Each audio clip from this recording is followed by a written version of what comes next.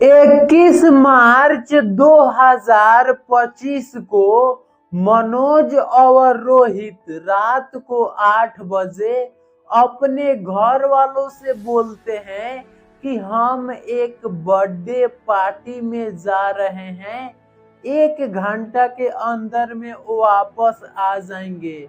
लेकिन रात के 10 बज जाता है, मनोज और रोहित घर वापस नहीं आता है। लोग घर वाले जब कॉल करते हैं तो मोबाइल स्विच ऑफ बतला रहा था। घर वाले काफी ज्यादा परेशान हो जाते। पानखेड़ा गांव से 5 किलोमीटर दूर सुनसान रास्ते में एक पुल पड़ता है। गांव के ही एक आदमी काम करके घर पे आ रहे थे। जब पुल के पास से गुजरते हैं तो 2 आदमी जमीन पे पड़े हुए थे। सड़क पे चारों तरफ खून था। जब पास में जाकर के देखते हैं तो दूसरा कोई नहीं बल्कि रोहित और मनोज था। लोग सब्जी काटने वाला हथियार से वार किया गया था। रोहित के दोनों हाथ का कलाई और गर्दन काट दिया गया था और मनोज के शरीर के ऊपर 23 से ज्यादा बार वार किया गया था, जिसके कारण दोनों का जान निकल गया था। मनोज और रोहित को इतना बेरहमी से कौन मारा था? क्या लुटेरों ने मारा था या फिर किसी से दुश्मनी था या फिर रोहित के सरकारी नौकरी लगने वाला था रेलवे में, इसके चलते मारा था? लोग सब कुछ इस वीडियो में जानेंगे, लेकिन आप लोगों के प्यार का बहुत ही ज्यादा जरूरत है, इसीलिए चैनल को सब्सक्राइब कर लीजिएगा। नमस्कार, सब किसी के पैर छू के प्रणाम। स्वागत है क्राइम टॉपिक के न्यू एक केस स्टडी वीडियोज में। ये केस लखनऊ काकोरी गांव से कुछ दूरी पे एक गांव पड़ता है, जिस गांव का नाम है पानखेड़ा गांव।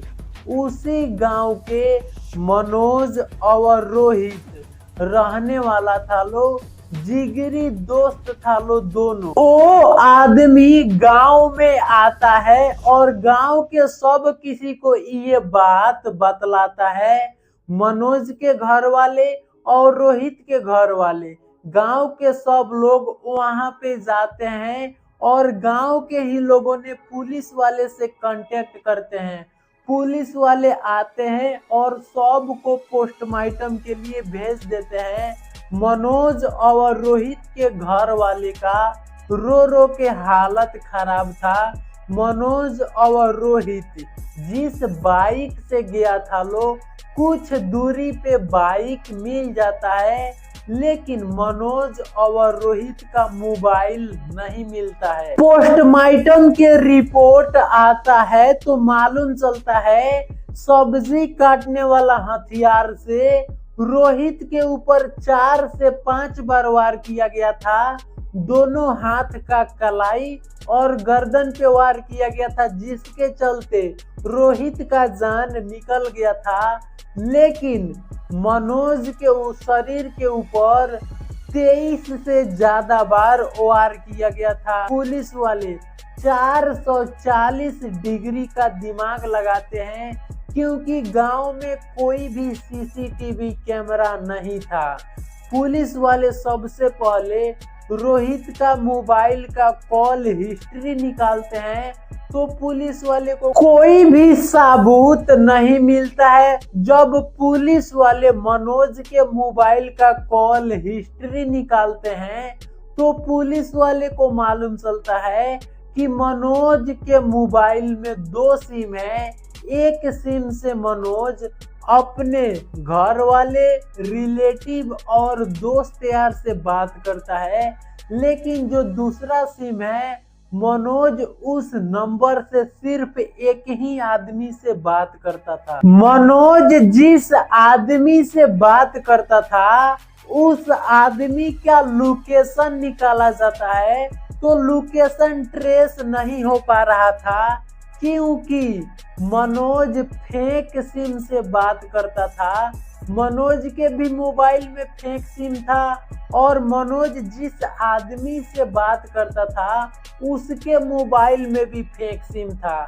लेकिन पुलिस वाले यहाँ पे फिर से 440 डिग्री का दिमाग लगाते हैं और दोबारा कॉल हिस्ट्री निकालते हैं तो 2 जाने को अरेस्ट करते हैं। महेंद्र और अंकिता का शादी 2021 में अरेंज मैरिज हुआ था। महेंद्र यूपी पुलिस में कांस्टेबल के पद पे जॉब करता था। पुलिस वाले जॉब अंकिता के मोबाइल चेक करते हैं तो अंकिता के मोबाइल में 2 सिम था, जिसमें से एक सिम फेक था। पुलिस वाले महेंद्र से पूछते हैं कि तुम्हारे हाथ पे ये क्या चीज का पट्टी बांधा हुआ है। अंकिता के हाथ पे और महेंद्र के हाथ पे पट्टी बांधा हुआ था। पुलिस वाले पूछते हैं तो महेंद्र बोलता है कि चोट लग गया था, उसी का पट्टी है। लेकिन जो पट्टी बांधा हुआ था वो घाव ताजा दिख रहा था। पुलिस वाले महेंद्र से और अंकिता से सख्ती से पूछताछ करते हैं तो सब कुछ सामने आता है। महेंद्र और अंकिता ऐसा चीज बतलाए हैं कि आप लोग सुनिएगा तो आप लोगों के रोंगटे खड़े हो जाएगा। नवंबर 2024 में अंकिता मेला में गई थी तो अंकिता का मिलन मनोज से होता है। अंकिता अपना नंबर मनोज को दे देती है, क्योंकि अंकिता पहले से ही मनोज को जानती थी। अंकिता और मनोज एक ही गांव के रहने वाले थे। बचपन से ही एक दूसरे से काफी ज्यादा प्यार करते थे, लेकिन मनोज बेरोजगार था, इसीलिए अंकिता के शादी महेंद्र से 2021 में हो जाता है। नंबर शेयर करने के बाद एक दूसरे से बात करने लगते हैं और बचपन का प्यार जग जाता है तो मिलने भी लगते हैं और उसके साथ में इंटीमेट भी होते थे, यानी एक दूसरे के साथ संबंध भी बनाते थे। महेंद्र एक दिन जॉब से घर पे आ रहा था तो मेन गेट का दरवाजा खुला हुआ था। महेंद्र अंकिता को आवाज लगाने वाला था, तभी महेंद्र को एक लड़का के आवाज सुनाई देता है। महेंद्र जब दरवाजा से झांक करके देखता है तो अंकिता और मनोज एक दूसरे के साथ संबंध बना रहे थे। महेंद्र घर के बाहर जाता है और मनोज का जाने का इंतजार करता है। मनोज चल जाता है। महेंद्र घर में जाने के बाद अंकिता को कुछ भी नहीं बोलता है, एकदम शांत रहता है। महेंद्र पुलिस वाला था, इसीलिए अंकिता के मोबाइल का कॉल हिस्ट्री निकलवाता है तो सब कुछ मालूम चल जाता है। महेंद्र को अंकिता पे पहले से ही शक था, क्योंकि महेंद्र घर पे आता था तो अंकिता गुस्सा हो जाती थी, अच्छा से बात नहीं करती थी। लेकिन महेंद्र जब जॉब पे चल जाता था, यानी नौकरी पे चल जाता था, तो किसी काम को लेकर के महेंद्र अंकिता के पास कॉल करता था तो अंकिता हंस करके बात करती थी, काफी ज्यादा खुश रहती थी महेंद्र को घर से चल जाने के बाद। महेंद्र अंकिता के पास सब चीज का सबूत रखने के बाद बोलता है कि तुम मेरे से डिवोर्स ले लो, तुम मनोज के पास चल जाओ। लेकिन अंकिता बोलती है कि इसके बाद से कोई भी गलती नहीं होगा, इसीलिए मनोज अंकिता को माफ कर देता है। लेकिन कुछ दिन के बाद अंकिता और मनोज सेम वही काम, गंदा काम करना स्टार्ट कर देते हैं। लेकिन कुछ दिन के बाद महेंद्र को मालूम चलता है कि अंकिता प्रेग्नेंट है। घर में खुशी आने वाला था, लेकिन महेंद्र अंकिता को प्यार से बोलता है कि तुम सच सच बतला दो कि ये बच्चा किसका है। तो अंकिता बोलती है कि ये बच्चा मनोज का है। महेंद्र अंकिता को बोलता है कि तुम्हारे पास दो ऑप्शन है, तुम्हारे को अगर मेरे साथ रहना है तो मनोज को इस दुनिया से मिटाना पड़ेगा, तुम किस में राजी हो।